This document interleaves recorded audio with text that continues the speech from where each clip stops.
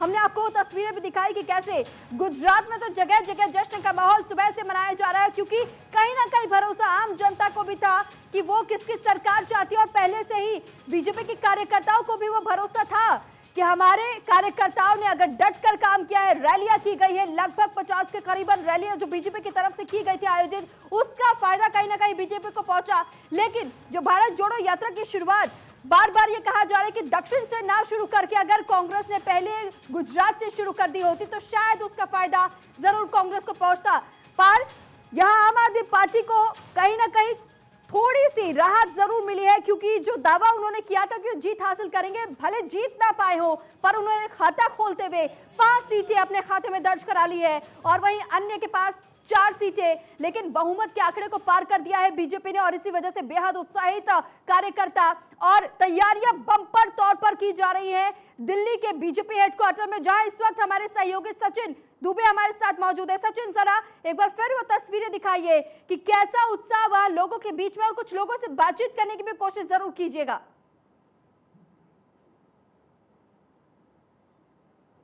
राजू, ठीक है वाला पोडियम, दूसरा वाला चेक कर रहा हूं।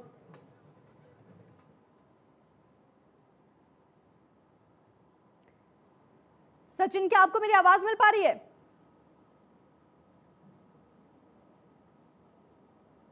तो चलिए सचिन के पास लौटेंगे, लेकिन देखिए वो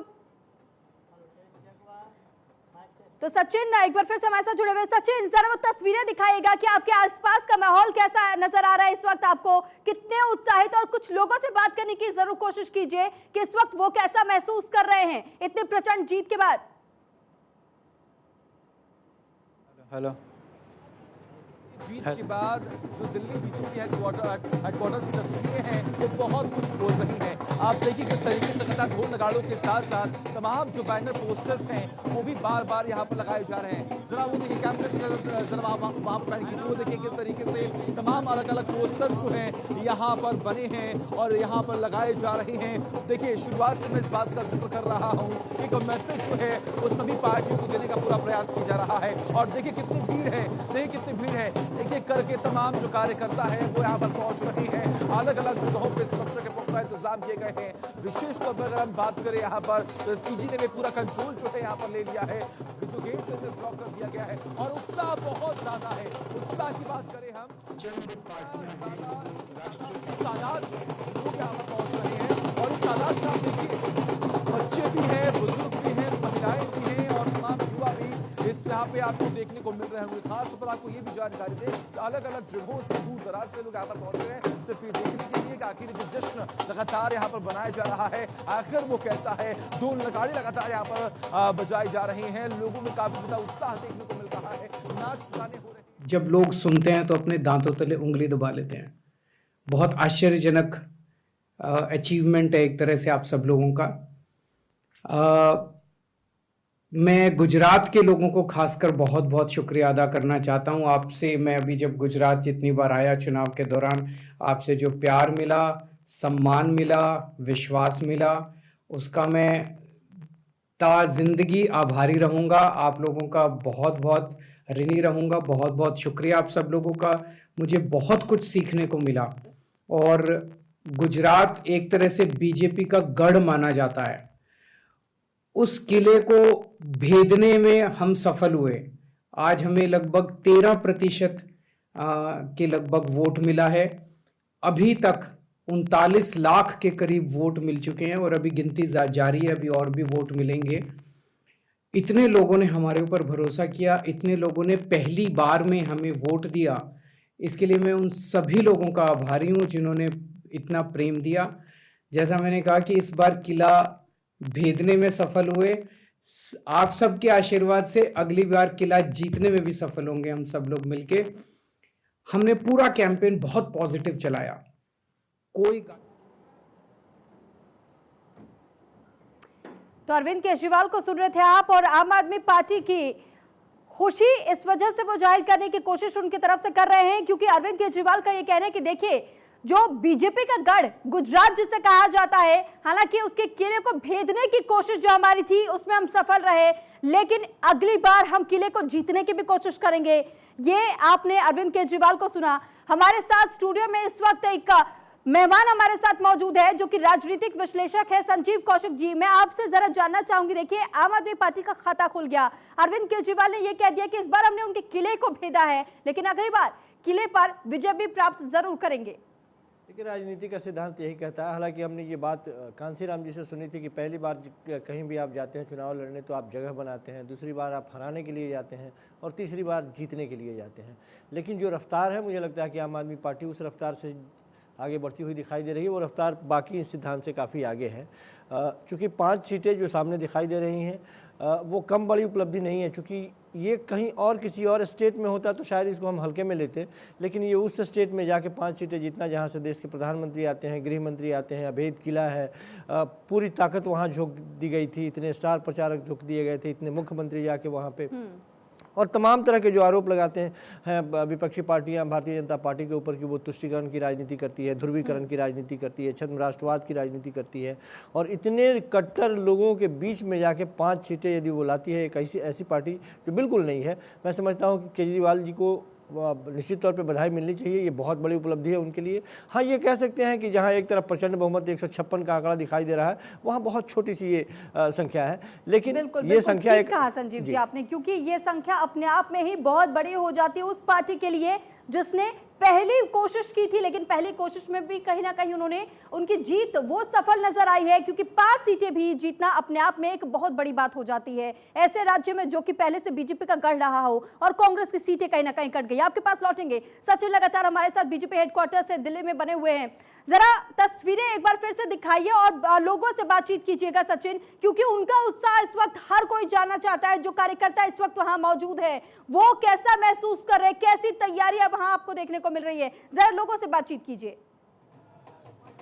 बिल्कुल बिल्कुल बिल्कुल, जरा सुरभि आपको देखिए तमाम तस्वीरें दिखाते हैं और देखिए किस तरीके से लगातार यहाँ पर नारेबाजी जो है वो हो रही है। उनसे बात भी करेंगे, जानने का प्रयास भी करेंगे किस तरीके से प्रचंड जीत जो है वो हासिल हुई है और खास तौर पर जो मैंडेट मिला है बीजेपी का, उससे क्या संदेश जो है वो जा रहा है। क्या नाम है आपका?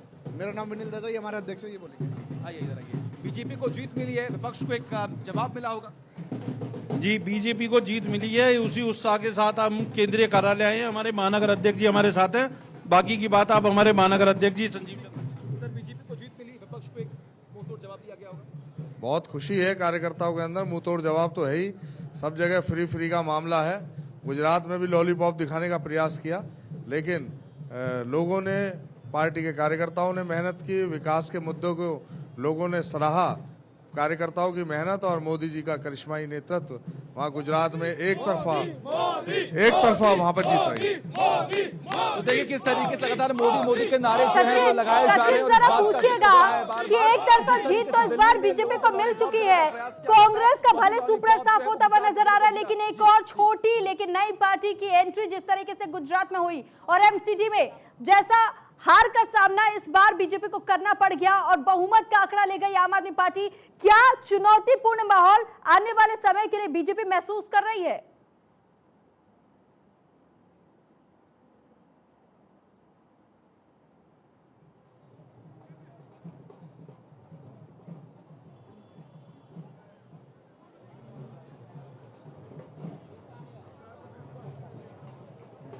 तो सचिन, क्या आपको हमारी आवाज मिल रही है? अगर आप हमें सुन पा रहे हैं तो जरा उनसे पूछिएगा कि एक छोटी सी पार्टी आम आदमी पार्टी, लेकिन बीजेपी के गढ़ में उन्होंने कहीं ना कहीं अपना खाता तो खोल लिया है, क्या आने वाले समय में चुनौती महसूस कर रही है बीजेपी? क्योंकि एमसीडी में तो क्लीन स्वीप देने का काम आदमी पार्टी ने कर दिया है। ठीक है सुरभि जी, बिल्कुल बात करते हैं और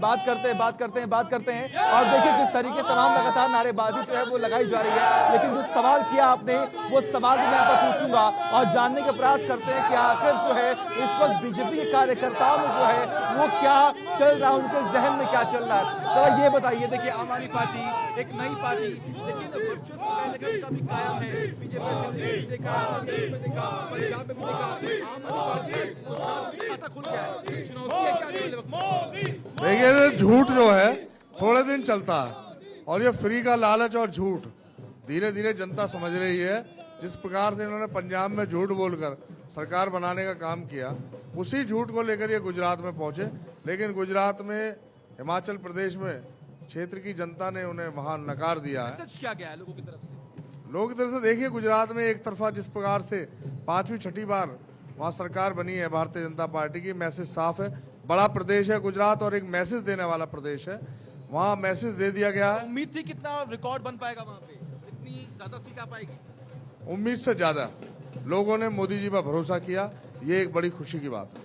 तो देखिए किस तरीके से लगातार नारेबाजी हो रही है, खुशी हो रही है। एक बार जरा जोर से जी हाँ, देखिए किस तरीके से लगातार मोदी मोदी के नारे लग रहे हैं। और इस बात का जिक्र हो रहा है कि देखिए जो लॉलीपॉप अरविंद केजरीवाल ने दिल्ली वासी को दिया, पंजाब वासी को दिया, गुजरात वासियों को भी देने का प्रयास था, लेकिन गुजरात की जनता मोदी पर भरोसा करती है और इसीलिए कहीं ना कहीं बीजेपी को यह मैंडेट दिया गया। और देखिए जब मैंने उससे सवाल ये भी किया कि क्या आपको भरोसा था कि गुजरात वासी जो है, गुजरात की जनता जो है वो इतना बड़ा मैंडेट आपको देगी? आपको याद भी होगा किस तरीके से गुजरात में जब पीएम नरेंद्र मोदी पहुंचे थे तो उन्होंने हर एक शब्द को विपक्ष द्वारा बोले गए हर एक शब्द को उठाने का प्रयास किया था, चाहे वो औकात की बात कर ले या फिर आप उनको और भी तमाम जो शब्द है उसे संबोधित किया गया था, हर एक मुद्दे को उठाने का प्रयास किया गया था। और गुजरात में ही पीएम नरेंद्र मोदी ने इस बात का जिक्र किया था कि इस गुजरात को हमने बनाया है, मैंने आपने मिलकर बनाया है, और शायद इसीलिए जनता ने उन पर भरोसा दिखाया और इतना बड़ा मैंडेट जो है वो गुजरात वासियों ने बीजेपी को दिया। जी बिल्कुल सचिन, ठीक कहा आपने। वो भरोसा कहीं ना कहीं आम जनता का जरूर नजर आया है और साथ ही हमने ये भी देखा कि कैसे कोशिश तो की गई बीजेपी के खिलाफ भड़काने की तमाम विपक्षी पार्टियों की तरफ से, लेकिन आम जनता का भरोसा बरकरार रहा है। एक बार फिर से मैं संजीव कौशिक जी आपका रुख करना चाहूंगी। देखिए जब हम बात कांग्रेस की करते हैं, आम आदमी पार्टी की कर ले, तो कहीं ना कहीं वो गुस्सा भी हमने देखा कि कैसे विपक्षी पार्टियों की तरफ से भड़काने की कोशिश की गई और साथ ही कुछ ऐसे दिग्गज चेहरे जिनको अपमानित करने की कोशिश की गई। क्या ये उसी का जवाब हम समझ सकते हैं जो गुजरात में आज प्रचंड बहुमत हमने बीजेपी के नाम देखा है?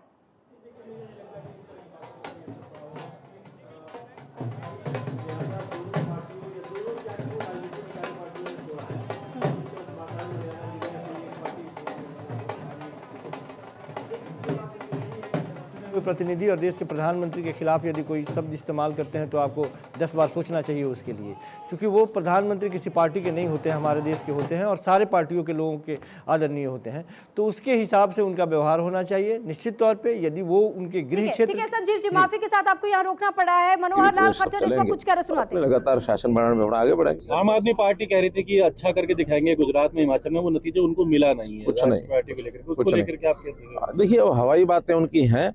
ये ठीक है कि दिल्ली में एमसीडी में उनको सफलता जरूर मिली है, लेकिन दिल्ली में पहले भी उनकी प्रदेश सरकार चल रही है और वहाँ अगर उनको कुछ मिल गया है तो वो एक कंबाइंड सारा रिजल्ट रहता है।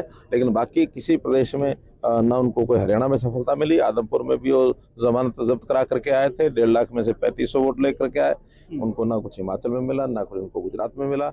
वो 1 या 2 स्टेट में जो उनको सफलता मिली है उसके अलग से विशेष कारण है, लेकिन मुझे लगता है कि जनता बहुत जल्दी ही उन सारी बातों को समझती है जो वो थोथे प्रचार करते हैं और जिस प्रकार का सारा विषय रहता है। जनता कभी भी ऐसी व्यवस्था को, जैसी वो व्यवस्था का प्रचार करते हैं, उसको कभी भी स्वीकार करने वाली नहीं।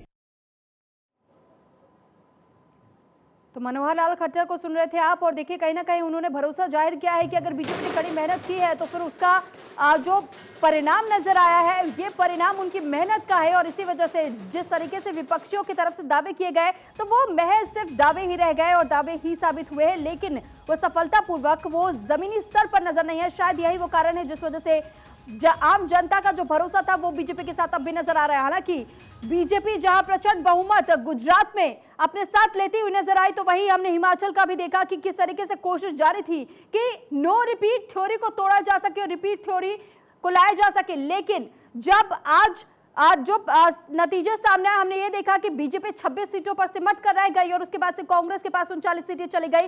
तो नो रिपीट थ्योरी एक बार फिर से बरकरार हिमाचल में देखने को मिली।